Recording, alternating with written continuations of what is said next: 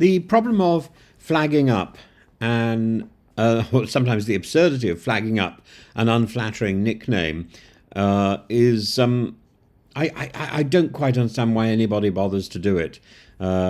If you're lucky enough to be singled out and given a nickname, well, frankly, inhabit it. And Rachel Reeves today, our beleaguered Chancellor of the Exchequer, has lamented the moniker Rachel from account. A sobriquet she claims is sexist and reductive. By doing so, Reeves inadvertently amplifies the very label that she despises, ensuring its place in the public consciousness, a classic case of the Streisand effect. Contrast this with Margaret Thatcher, the original Iron Lady who embraced an intended insult from the Soviet press and masterfully turned it into a badge of honour. You remember the scene where she was giving a speech in 1976 or something, where she reclaimed the nickname. It was a study in strategic self-branding. She said, "I'm dressed in chiffon," and she delivered this blistering attack on Soviet expansionism, blending femininity with unyielding resolve. The juxtaposition transformed her into a global symbol of strength, a woman unafraid to challenge stereotypes or adversaries. And Reeves' reaction to her name showcases a misstep that many politicians make. By acknowledging the insult, she hands her critics ammunition. Her plea that people should judge me by my work rings hollow when her economic policies remain divisive and business confidence is wavering and the country is toppling into ruin. Thatcher, in contrast, never invited judgment. She claimed authority. The lesson, I think, is clear. Perception is power.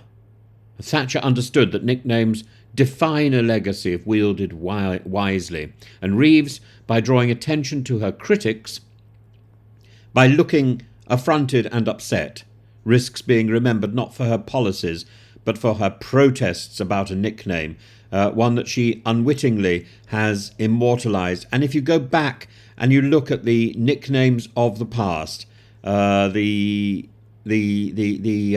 Captain Chaos of Boris Johnson, almost forgotten. Theresa Maybott, almost forgotten, though she earned that name because of her perceived robotic style of speaking and her lack of charisma. And while she may have tried to counter the image by attempting more personable interactions and doing the ABBA's Dancing Queen during the 2018 Conservative Party conference, she struggled to escape the nickname. But now that nickname has disappeared, rather like Ed Stone, the Ed Miliband thing, who tried to downplay again the significance of the public ridicule. And it may have become a symbol of his campaign's ineffectiveness.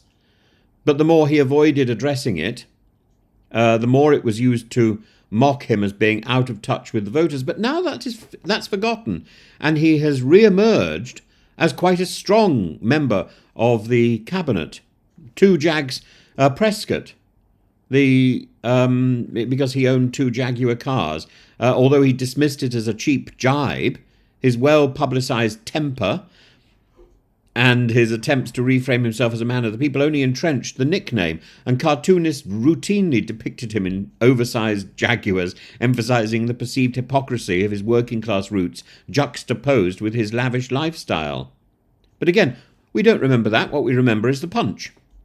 Tarzan, Michael Heseltine, earned his nickname after the incident when he was waving the mace in Parliament.